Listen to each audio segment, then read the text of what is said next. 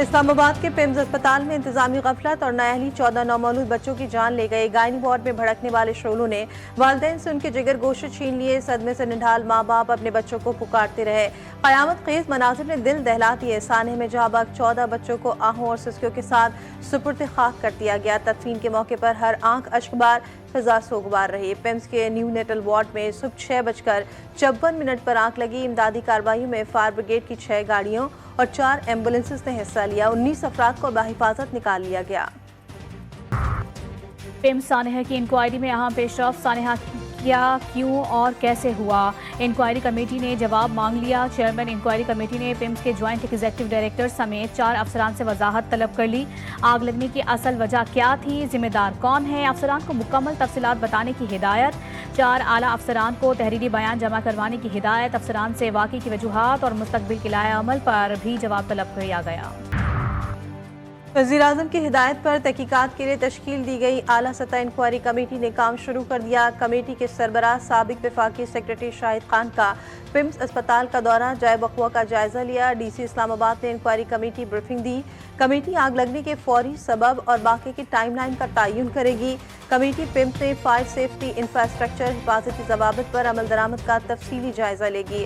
48 گھنٹوں کے اندر فوری نوعیت کے سفارشات پر مشتمل عبوری رپورٹ وزیر اعظم کو پیش کرے گی۔ طور پر شارٹ سرکٹ یا پلگ اوور لوڈ آگ کی ممکنہ وجہ قرار، حتمی وجہ تحقیقات کے بعد سامنے آئے گی۔ سی ڈی اے نے پیمز نرسری آتش زدگی کی ابتدائی رپورٹ جاری کر دی۔ رپورٹ میں فائر اور لائف سیفٹی انتظامات مقررہ معیار کے مطابق نہ ہونے کا انکشاف، ایمرجنسی ایگزٹس اور خارجی راستے بند یا رکاوٹوں کا شکار پائے گئے۔ سیکیورٹی عملے کی جانب سے فائر فائٹرز کی ابتدائی کارروائی میں رکاوٹ اور مناسب کراؤڈ مینجمنٹ نہ ہونے کی بھی نشاندہی۔ رپورٹ کے مطابق مجموعی طور پر 19 افراد کو نکالا گیا، جن میں 7 بچے زندہ اور 7 جاں بحق تھے۔ 10 خواتین اور 2 مرد بھی محفوظ نکالے گئے۔ پیمز اسپتال میں کس وجہ سے آگ لگی فی الحال کنفرم نہیں ہوا۔ کسی کی کوتاہی ہے اور کون ذمہ دار ہے، اس کی مکمل تحقیقات ہوگی۔ ڈاکٹرز اور عملے کے مطابق وہ کام میں مصروف تھے، اچانک آگ لگی۔ سی سی ٹی وی میں بھی پتہ نہیں چل رہا آگ کیسے لگی۔ قومی اسمبلی کی قائمہ کمیٹی برائے صحت کے ارکان کی میڈیا سے گفتگو۔ مہیش کمار نے کہا کہ تحقیقات سے پہلے کسی پر ذمہ داری نہیں ڈال سکتے۔ وزیر صحت نے بھی بیان دیا، پرانی اے سی سے اسپارک ہوا، کمیٹی کا اجلاس بلا رہے ہیں جس میں مختلف مسائل پر بات ہوگی۔ وزیر اعظم کو مکمل چھان بین کے بعد کمیٹی کی رپورٹ پیش کریں گے۔ کیسا سانحہ ہے، کسی ڈاکٹر کا ایک بال تک نہیں جلا اور 14 بچے جل کر راکھ ہو گئے۔ یہ لوگ نرسری کو لاک کر کے کیوں گئے؟ یہ کوئی سانحہ نہیں، جان بوجھ کر آگ لگائی گئی۔ سانحہ پیمز میں جاں بحق ایک بچے کی ماں کی دہائی۔ ایک بچی کے والد نے آتش زدگی کو انتظامیہ کی غفلت کا نتیجہ قرار دیا۔ کہا 4 سال بعد اللہ نے اولاد دی، لیکن اربوں روپے کے بھاری بجٹ والے سرکاری اسپتال کے ناقص انتظامات نے بچے کو زندہ جلا ڈالا۔ سانحہ پیمز پر اقوام متحدہ، سعودی عرب اور ایران کی پاکستان سے تعزیت۔ سعودی وزارت خارجہ کا مشکل کی اس گھڑی میں حکومت پاکستان اور عوام کے ساتھ یکجہتی کا اظہار۔ ترجمان اقوام متحدہ نے سانحہ پیمز کو المناک واقعہ قرار دیا۔ ایران کا بھی سانحہ پیمز پر افسوس کا اظہار، متاثرہ خاندانوں کے ساتھ مکمل یکجہتی۔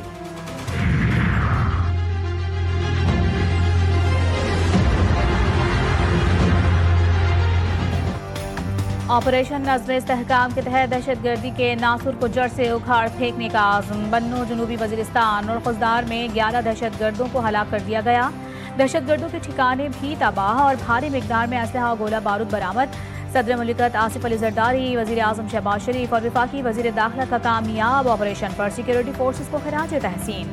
وزیر اعظم نے کہا کہ قوم دہشت گردی کے خلاف سیکیورٹی فورسز کے ساتھ کھڑی ہے، ملک سے ہر قسم کی دہشت گردی کے خاتمے کے لیے پرعزم ہے۔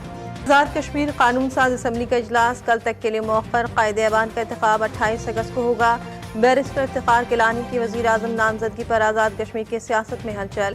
شاہ غلام قادر اور راجہ فاروق حیدر پارٹی کے فیصلے سے ناراض۔ مسلم لیگ نون کی پارلیمانی پارٹی کا اجلاس آج طلب کر لیا گیا۔ قائد ایوان کی نامزدگی سے متعلق بات چیت کی جائے گی۔ پاکستان نے 1 سال کے لیے ایس سی او کی چیئرمین شپ سنبھالی۔ ترجمان دفتر خارجہ کا کہنا ہے کہ وزیر اعظم بشکیک میں ایس سی او کانفرنس میں شریک ہوں گے، 2 طرفہ ملاقاتیں بھی کریں گے۔ پاکستان 2027 میں ایس سی او کانفرنس کی میزبانی کرے گا۔ مزید کہا، فیلڈ مارشل سید عاصم منیر نے 24 اگست کو ایران کا دورہ کیا۔ خطے میں کشیدگی کے خاتمے پر ایرانی حکام سے تفصیلی گفتگو ہوئی۔ قطر کی ایران امریکہ کشیدگی کم کرنے کے لیے سفارتی کوششیں تیز۔ قطری وزیر اعظم آج ایران کا اہم دورہ کریں گے۔ ایرانی حکام سے خطے میں کشیدگی پر اہم مذاکرات متوقع۔ خطے میں کشیدگی کم کرنے کے طریقوں پر بات چیت ہوگی۔ آبنائے ہرمز میں جنگ سے پہلے کی صورتحال بحال کرنے کی تجویز بھی زیر غور آئے گی۔ ایرانی پارلیمنٹ کے اسپیکر باقر قالیباف کی امریکہ سے مذاکرات کی وضاحت۔ کہتے ہیں مذاکرات پسپائی یا سمجھوتے کی علامت نہیں بلکہ قومی مفادات کے تحفظ کی صورت میں مزاحمت کا حصہ ہے۔ بااختیار مذاکرات کے ذریعے قوم کے حقوق کا تحفظ کیا جا سکتا ہے۔ دانشمندانہ اقدامات کو غلط طور پر بے عملی یا سمجھوتہ قرار نہیں دینا چاہیے۔ امریکی وزیر جنگ پیٹ ہیگزٹ کا ایران کے خلاف دوبارہ فوجی کارروائی کا اندیہ۔ کہا امریکہ نے ایران کے خلاف حملے ختم نہیں کیے، ضرورت پڑنے پر مسلح کارروائی دوبارہ کی جا سکتی ہے۔ آبنائے ہرمز پر مکمل امریکی کنٹرول اور تیل کی ترسیل بحال ہونے کا دعویٰ بھی کیا۔ بولے ایران پر آئی سخت معاشی پابندیاں تہران کو شدید نقصان پہنچا رہی ہیں۔ ایران کے پاس مذاکرات کی میز پر آنے کے سوا کوئی راستہ نہیں۔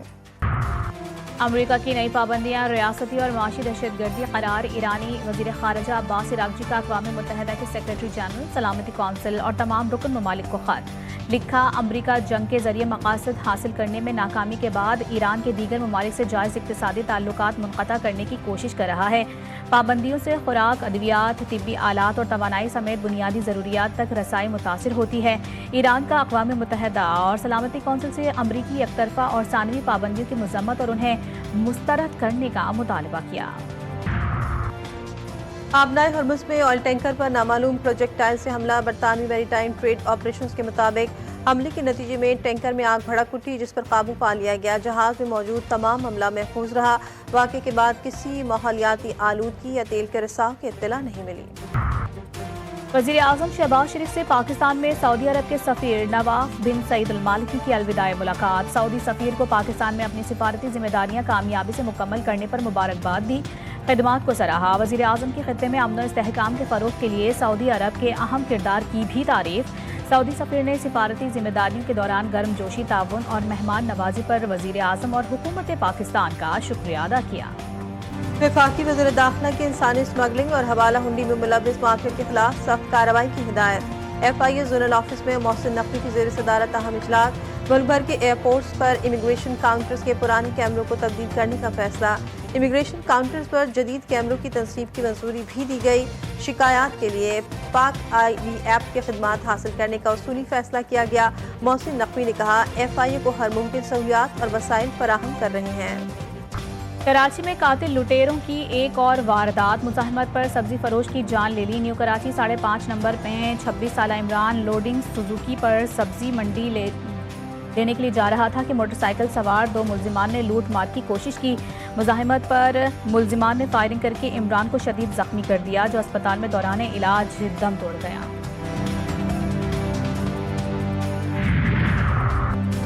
سانحہ پیمز اسپتال کے بعد پنجاب ہیلتھ کیئر کمیشن کا بڑا فیصلہ۔ پنجاب کے سرکاری اور نجی اسپتالوں میں فائر سیفٹی اقدامات پر عمل درآمد کی ہدایت۔ اسپتالوں میں فائر سیفٹی قوانین، قواعد و ضوابط پی ایچ سی کے معیار پر مکمل عمل درآمد کی ہدایت کی گئی۔ مراسم میں کہا گیا کہ اسپتال انتظامیہ کو تربیت یافتہ عملہ اور باقاعدہ فائر سیفٹی ڈرلز یقینی بنانے کی بھی ہدایت کی گئی۔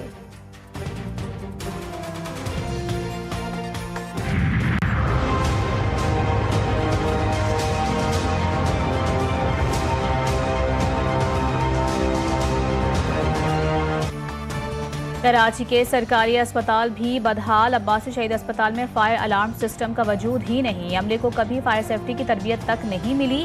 ہنگامی اخراج کے لیے راستہ بھی نہیں۔ جناح اسپتال وارڈز میں فائر ایکسٹنگشر صرف شو پیس کے طور پر موجود، فائر الارم سسٹم کا بھی کوئی وجود نہیں۔ سول اسپتال کراچی کی صورتحال عباسی اور جناح سے بہتر۔ بادل برسانے والا نیا طاقتور سسٹم آج ملک میں داخل ہوگا۔ کل سے مونسون بارشوں کا نیا سلسلہ شروع ہونے کا امکان۔ اسلام آباد سمیت مختلف شہروں میں گرج چمک کے ساتھ بارش متوقع۔ وفاقی دارالحکومت میں آج موسم گرم اور خشک رہنے کی توقع۔ اور پاک انگلینڈ دوسرا ٹیسٹ آج سے لارڈس میں شروع ہوگا۔ کپتان بابر اعظم فٹ، ٹیم میں واپسی ہوگی۔ خورب شہزاد یا محمد علی کی جگہ عبید شاہ کو ملنے کا امکان۔ کپتان بابر اعظم کا کہنا ہے کہ کوئی کھلاڑی اہم نہیں، ٹیم کی جس کو ضرورت ہوئی وہی کھیلے گا۔ جو بہترین دستیاب کھلاڑی ہیں ان کو استعمال کریں گے۔ میزبان انگلینڈ کو سیریز میں 1-0 کی برتری حاصل۔